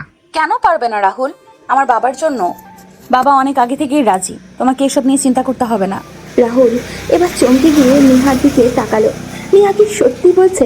রাহুল আবারও নিহাকে একঘরে প্রশ্ন করতেই নিহা রাহুলকে জড়িয়ে ধরে বলল, রাহুল সাহেব, আপনি বড্ড ভীতু। কাল সকালেই দেখবেন আমি সত্যি বলছি নাকি মিথ্যা। পরদিন নিহা আবারও তার বাবা রাহুলের বাসায় গেলেন। রাহুলের মা অ্যাকসেপ্ট করেনি এত বড় একটা কোম্পানির মালিক তার বাসায় আসবে। তিনি অবাক হয়ে বললেন, আপনারা এখানে? রায়হান কবির ড্রয়িং রুমে বসে হাসি মুখে বললেন, আসলে আমি আমার মেয়ের সাথে রাহুলের বিয়ের ব্যাপারে কথা বলতে এসেছি। তারা একে অপরকে পছন্দ করে। রাহুলের মায়ের তো এইসব বিশ্বাসই হচ্ছে না। তিনি আর কিছু বলতে পারলেন না। ওদিকে নিহা রাহুলের রুমে গিয়ে দেখলো রাহুল চুপচাপ বসে আছে। নিহাকে দেখে উঠে দাঁড়ালো। নিহা তখন রাহুলের হাত ধরে বলল, কি মিস্টার, বলেছিলাম না কাল হাজির হব তোমার বাসায়? এবার বলো, তুমি কি রাজি? নিহার এমন কথায় রাহুল লজ্জা পেয়ে গেল। তাদেরকে নিহা হেসে বলল, ওরে বাবা, লজ্জা আমার পাওয়ার কথা, কিন্তু আমার থেকে বেশি লজ্জা তো তুমিই পাচ্ছ। সময় চলমান। 1 মাস পর মহা ধুমধামে নিহা ও রাহুলের বিয়ে সম্পন্ন হলো। বাসর ঘরে রাহুলের অবস্থা তো একদমই খারাপ। সে কি করবেই ভেবে উঠতে পারছিল না। লজ্জায় মাটির দিকে তাকিয়েছিল। তা দেখে নিহা হাসতে হাসতে বলল, কি ব্যাপার, এত চুপচাপ কেন? আসলে ম্যাম আমি একটু নার্ভাস। রাহুল, তুমি আমার হাজবেন্ড আর আমি তোমার বউ, এখন আবার ম্যাম বলছো কেন? আর একবার ম্যাম বা আপনি ডাকলে কিন্তু শেষ করে ফেলবো। নিহার কথায় রাহুল যেন একটু সাহস পেল। সে নিহার কাছে গিয়ে আস্তে করে নিহার হাত ধরে বলল, নিহা, আপনি না মানে তুমি জানো আমি কখনো ভাবিনি আমার জীবন এভাবে বদলে যাবে। সবকিছু স্বপ্নের মতো লাগছে। বুঝলাম। এবার বলো, ভালোবাসো আমায়? হুম। মানে কি? স্পষ্ট করে বলো, ভালোবাসো আমায়?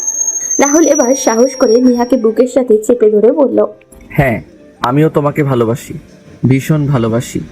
নিহা আর তার প্রিয় পুরুষের কণ্ঠে ভালোবাসার কথা শুনে খুশিতে রাহুলের সারা মুখে কিস করতে লাগলো। এরপর কি হলো তা আমাদের জানা নেই। তারা চলতে থাকুক তাদের মতো, সব পূর্ণতার সুন্দর হোক। আজ এই পর্যন্তই। দেখা হবে পরবর্তী কোনো গল্পতে। সে পর্যন্ত সবাই ভালো থাকবেন এবং সুস্থ থাকবেন।